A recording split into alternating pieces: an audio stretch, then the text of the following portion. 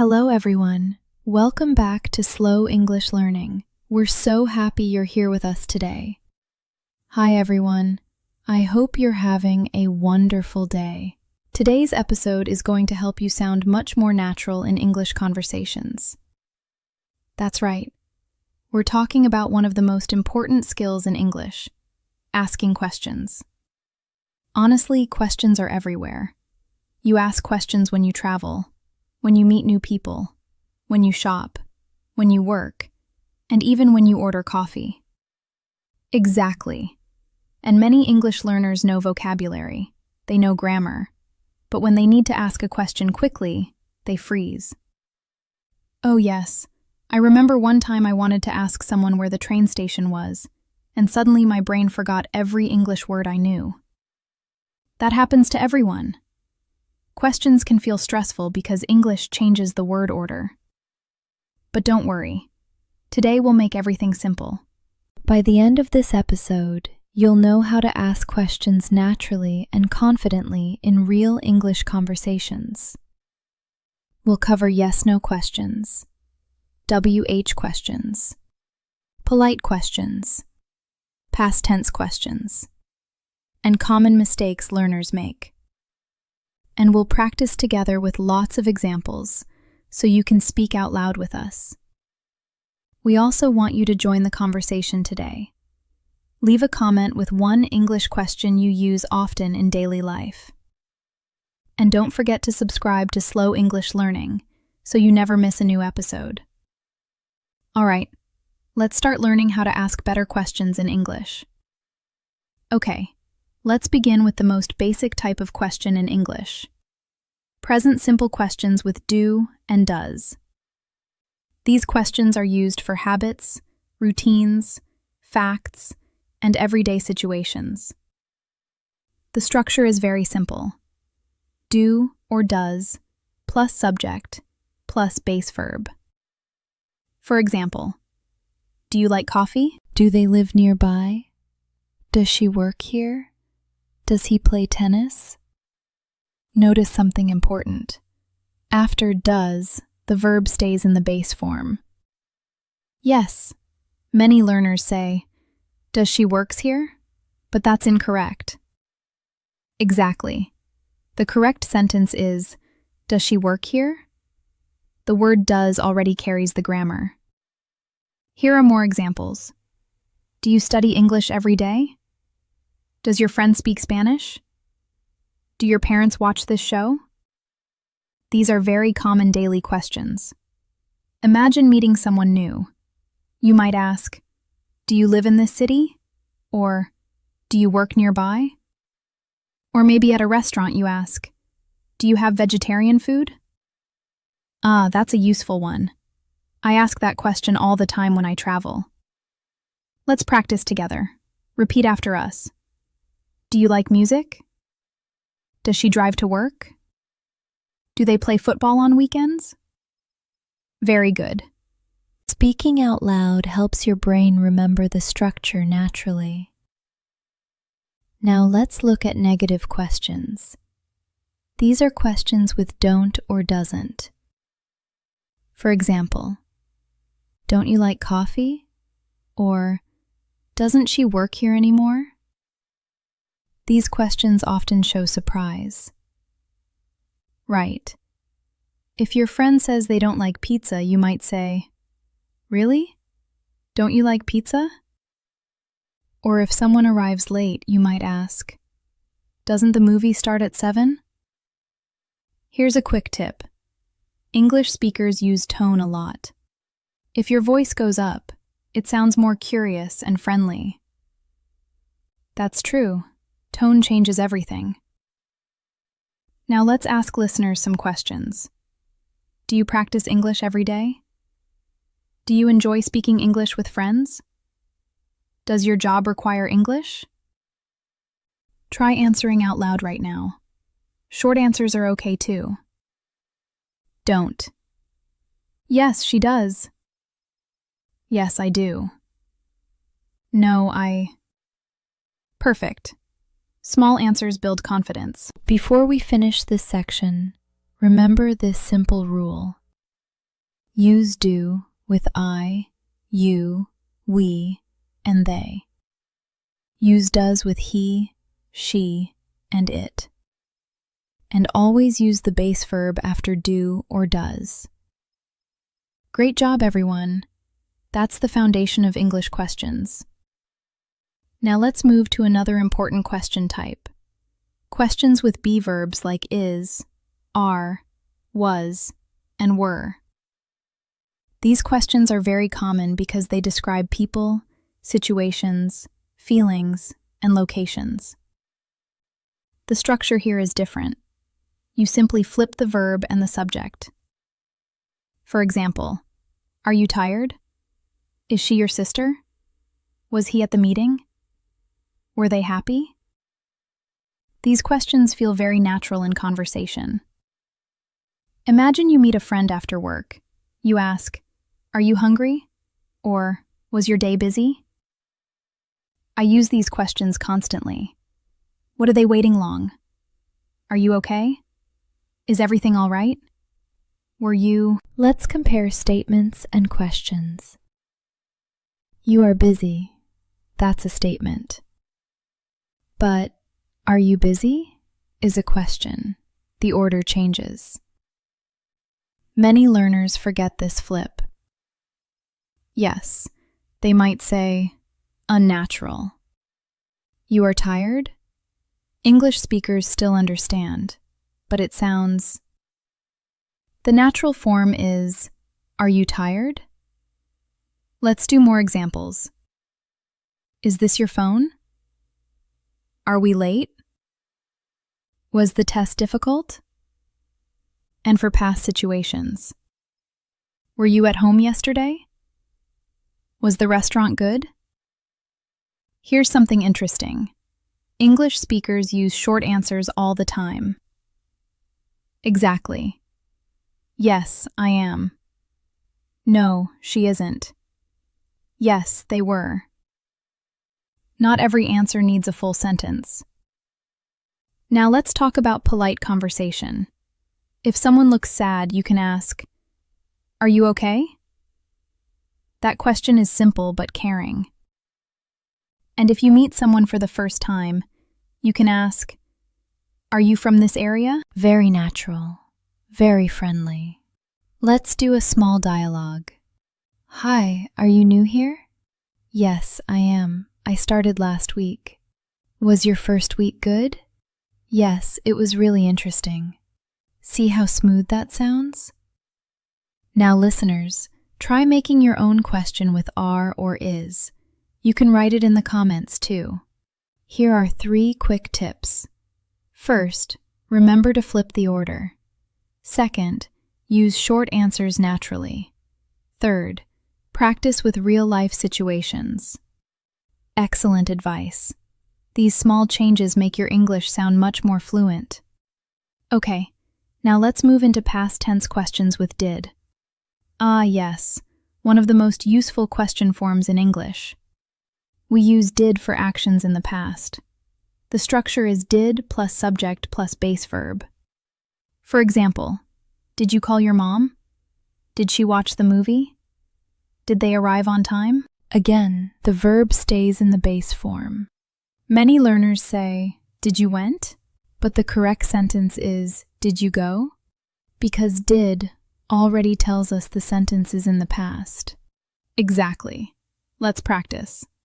Did you the concert? Did you sleep well? Did he cook dinner? Did they enjoy? These questions are perfect for daily conversations, especially when talking about weekends or vacations.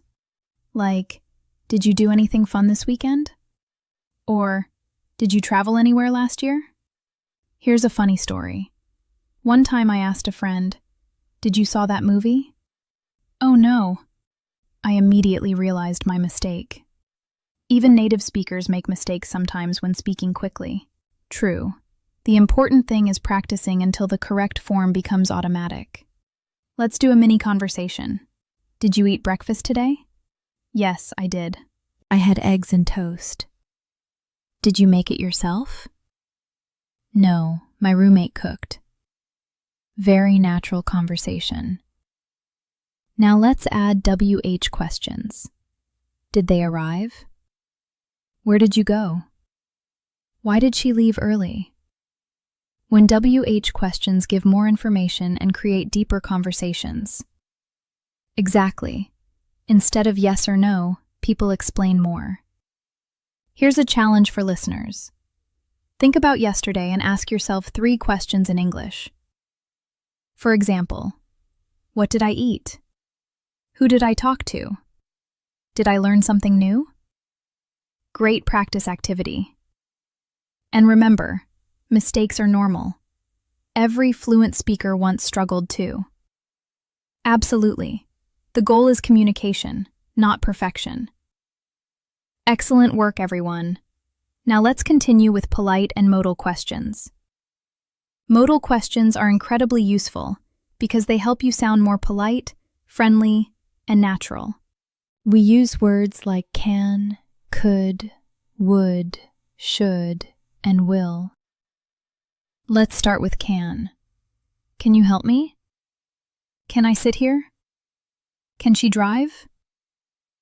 Can is direct and common in everyday life. Now compare it with could. Could you help me? Could I ask a question? Could sound softer and more polite, especially in professional situations. Imagine talking to your boss, then, can we meet tomorrow? Could we meet tomorrow? Sounds more respectful. Exactly. Now let's look at would. Would you like some coffee? Would you mind opening the window? These are extremely polite expressions. And they're very common in restaurants, offices, and customer service. Here's another useful modal, should. We use should for advice. Should I study more vocabulary? Should we leave early? Native speakers ask these questions all the time when they want opinions. And finally, will. Will you come tomorrow? Will it rain later? Future questions are everywhere in daily conversation. Let's compare formal and informal language. Informal. Can you send me the file? More formal. Could you send me the file, please? Informal. Can I use your phone? Polite. Would it be okay if I used your phone? Small changes create a big difference. Here's a quick speaking exercise. Repeat these questions out loud. Could you repeat that? Would you like some tea? Should I call her now? Will you join us later? Excellent. You're sounding more natural already. We also encourage you to write one polite question in the comments section. Maybe something you want to ask a teacher, coworker, or friend. Practicing real situations helps you remember faster. And don't be afraid to sound simple. Simple English can still sound very natural and confident. Absolutely. Clear communication is more important than complicated grammar. Now let's talk about common mistakes learners make with English questions. This section is important because many mistakes are very common and easy to fix. Mistake number 1. Forgetting the helper verb. For example, learners say, "You like coffee?" instead of, "Do you like coffee?" Again, people understand, but it sounds incomplete in standard English. Mistake number 2. Using the wrong verb form after did or does. Like, did she went? Or, does he works? The correct forms are, did she go? And, does he work? Here's why. The helper verb already carries the grammar information. Exactly. So the main verb stays simple. Mistake number 3. Incorrect word order. Such as, where you are going? Instead of, where are you going? This happens because many languages keep the normal statement order. But in English, the helper verb usually comes before the subject. Let's compare them clearly. Incorrect. Why you are sad? Correct. Why are you sad? Incorrect. What she wants? Correct. What does she want? Another common mistake is forgetting rising intonation. Yes. Your voice matters too. If your tone stays completely flat, the sentence may sound strange. Listen to this. Are you coming? Your voice rises slightly at the end. That small change makes it sound more natural. Here's a funny example. One learner once asked me, "Why you no answer me?" Oh, that sounds like a movie villain. We both laughed and then we corrected it together. Why didn't you answer me? Learning through humor helps people remember. Definitely, so don't feel embarrassed by mistakes. Every mistake is part of learning. Here's a practice challenge. Fix these questions. You live? Can you get a help me? Did she cooked dinner? Where? The correct answers are, did she cook dinner? Where do you live? And, can you help me? Great job if you got them right. And if you didn't, that's okay too. Keep practicing. Now let's finish with an interactive activity. We'll give 2 question options, and you choose the natural one. Situation 1. You meet someone new at work. Option A. You are new here? Option B. Are you new here? Correct answer. Option B. Situation 2. You want to ask about yesterday. Option A. Did you watch the game? Option B. Did you watch the game? Correct answer. Option B again. Situation 3. You want to ask politely for help. Option A. Could you help me, please? Option B. Help me now? Definitely option A. Situation 4. Asking about location. Option A. Where do you live? Option B. Where you live? Option A is correct. Excellent. You're doing great. Now try creating your own question using today's lesson. Speak it out loud if possible. Your mouth needs practice too, not just your brain. And remember, real conversations matter more than perfect grammar. Native speakers make mistakes too. The goal is confidence, connection, and communication. All right, everyone. Today we learned how to ask better questions in English. We covered do and does questions, be verb questions, past tense questions with did, and polite modal questions. We also talked about WH questions and common mistakes to avoid. That's a lot of progress in one episode. Remember, every conversation begins with curiosity. Questions help you connect with people, learn new things, and build confidence in English. So don't stay silent because you're afraid of mistakes. Ask questions, practice daily, speak out loud, and write your own example questions in the comments below. We'd love to read them. Also, tell us which type of question feels easiest for you, and which one still feels difficult. Don't forget to like this episode, share it with a friend, and subscribe to Slow English Learning. Thank you so much for spending time with us today. Keep practicing, keep improving, and keep believing in yourself. See you next time.